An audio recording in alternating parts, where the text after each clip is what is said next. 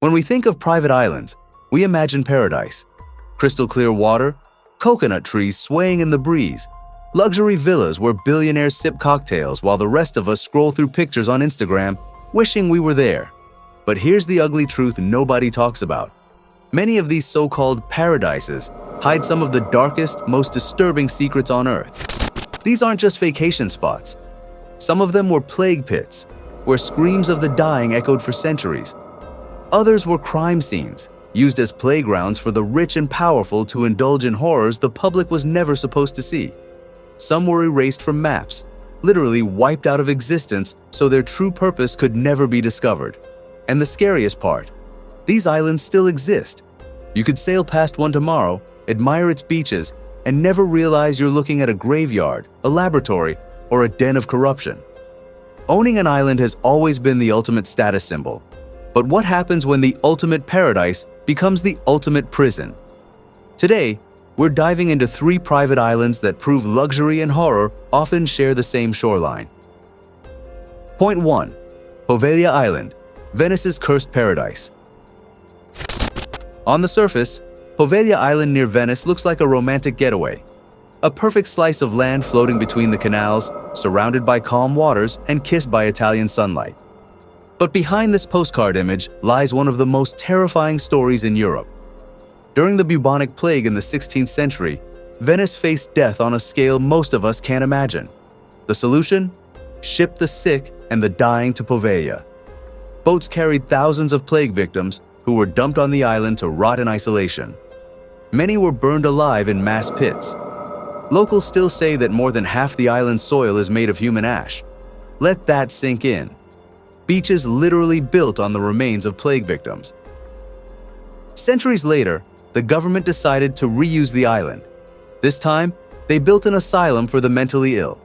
But instead of healing patients, doctors used them as experiments. Crude surgeries, lobotomies, and horrific treatments were conducted in the name of science. Patients whispered about seeing shadows, hearing screams from underground, and feeling like the island itself was alive. One infamous doctor, who reportedly tortured dozens of patients, later claimed he was driven insane by the spirits and jumped from the bell tower, though locals insist he was pushed by unseen hands. Today, Poveglia is abandoned, but it hasn't been forgotten. Ghost hunters call it the most haunted island in the world. Fishermen avoid its shores, fearing bad luck. Billionaires have tried to buy it, but every deal falls apart.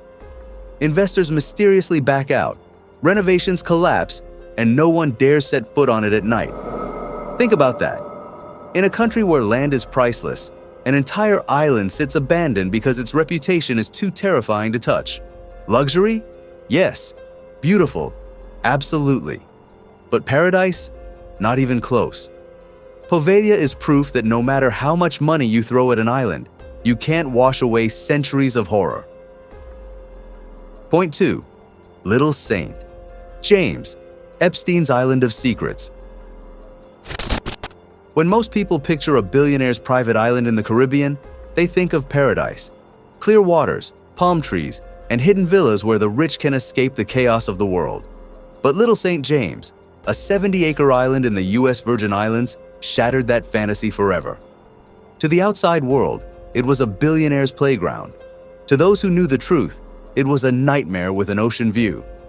Jeffrey Epstein, the disgraced financier, bought the island in 1998 for around $7.95 million. At first, it looked like just another vanity purchase, another rich man buying a slice of paradise. He built lavish villas, installed private docks for yachts, a helipad for private jets, and even constructed a bizarre temple-like building with blue and white stripes and a golden dome. On the surface, it looked like the ultimate vacation escape. But behind the locked gates, Little Saint. James became infamous as Pedophile Island. This wasn't just a vacation retreat. It was a stage for crimes that still shake the world. Epstein allegedly lured underage girls here under the promise of modeling gigs or financial help. Once on the island, many were trapped. Victims later testified that the island became a place of abuse, manipulation, and control. And Epstein wasn't alone. Rumors swirled for years about which elites visited the island. Politicians, businessmen, even celebrities. Private planes landed on the airstrip, luxury yachts docked in secrecy, and security guards kept outsiders far, far away. That strange temple. Some believe it was used for rituals, while others say it was nothing more than a glorified music room. But whatever its purpose, the image of that dome standing against the Caribbean sky became a symbol of the island's darkness. Even today, conspiracy theories swirl about tunnels beneath the island, hidden rooms, and destroyed evidence. The scariest part: this island shows how power and money can build a fortress against accountability. For years, Epstein ran his operations openly. Locals in the Virgin Islands called him the King of Little St. Thomas. James' staff members knew something was wrong, but were silenced by fear, and NDAS law enforcement looked the other way until it was too late. After Epstein's arrest and suspicious death in 2019, Little Saint, James became the most infamous island in the world, a place that proved paradise could hide pure evil. The US government seized it, and in 2023, it was sold to new owners who promised to turn it into something else. But here's the truth: no matter how many palm trees sway, no matter how clear the water sparkles, the name Little St. James will forever be synonymous with scandal, corruption, and horror. And that's the ultimate controversy. Billionaires buy islands to hide from the world. But Epstein's island exposed what happens when secrecy and power mix unchecked. It creates a paradise where only monsters thrive. Point 3. North Brother Island, New York's forgotten quarantine zone. New York City, the city that never sleeps.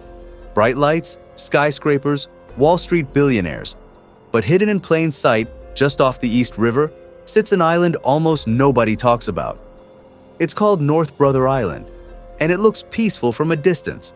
Trees, birds, and the quiet hum of nature. But step closer, and you'll realize this is not paradise. This is one of America's most chilling ghost islands. Back in the late 19th century, New York was exploding with immigrants, industry, and disease. Tuberculosis, smallpox, yellow fever, epidemics swept through the city like wildfire. The solution? Quarantine. North Brother Island was chosen as the city's dumping ground for the sick. It became home to Riverside Hospital, a facility where people suffering from contagious diseases were locked away from society. The goal was safety. The reality? Isolation and death. One of its most infamous residents was Mary Mallon, better known as Typhoid Mary. She was an Irish cook who unknowingly carried typhoid fever, infecting dozens. The city locked her away on North Brother Island for nearly 30 years until her death in 1938. Imagine that. An island prison, not for criminals, but for a woman guilty of nothing more than being a carrier of disease. She lived and died there, her ghost said to still linger in the ruins. But the horror doesn't end with quarantine. In 1904, the island witnessed one of New York's greatest tragedies. The passenger steamship General Slocum caught fire nearby, killing over 1,000 people, mostly women and children on a church trip. Their burned and drowned bodies washed up on the shores of North Brother Island. Survivors described the island as a nightmare scene. Charred remains, smoke drifting across the water, cries echoing as rescuers pulled bodies from the river. To this day, locals whisper that the island is cursed because of that disaster. After decades as a quarantine zone, the hospital closed. But the government wasn't done with the island. In the mid-20th century, it was briefly used to house war veterans and then became a rehab center for drug addicts in the 1950s. Here's the disturbing part. Reports claim that patients were treated more like prisoners than people. Locked in buildings, cut off from the outside world, many said they left worse than when they arrived. It shut down in the 1960s, abandoned like the ghost it carried. Now, North Brother Island is off limits. Nature has taken over. Ivy crawling across brick hospital walls, trees sprouting from cracked floors, windows shattered by time. From a drone, it looks beautiful, an untouched Eden. But up close, it feels heavy, like the ground remembers. People who've illegally snuck in say the silence is suffocating, broken only by the sound of wind whistling through broken glass. Some swear they've heard whispers, seen shadows in the empty wards, or felt watched in the old morgues. And here's the controversial truth. New York, the richest city in America, has a private island right in its waters that stands as a monument to suffering. While billionaires buy islands for pleasure, this one was built for pain. It's the ultimate contradiction. An island that should have been a sanctuary, but instead became a graveyard of forgotten lives. So the next time you look at Manhattan's skyline, remember this. Just across the water lies North Brother Island, a paradise for no one. A reminder that not all islands were meant for luxury. Some were meant to hide the darkest parts of humanity. So what do these islands really teach us? That paradise isn't always what it seems. Behind the palm trees, the turquoise waters, and the luxury villas, many of these so-called private escapes are soaked in darkness. They're prisons disguised as playgrounds. They're crime scenes hidden by oceans. They're graveyards pretending to be gardens.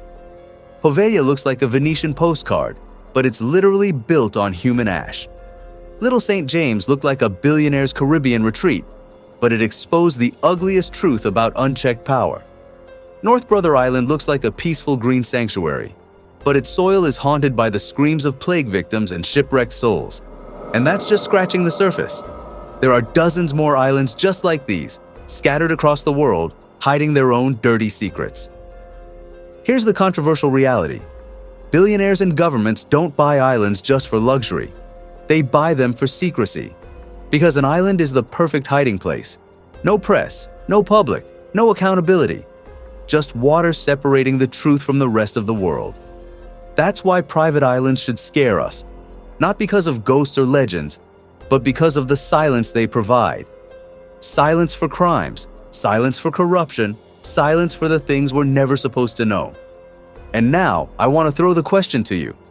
If someone handed you the deed to your very own private island, would you take it?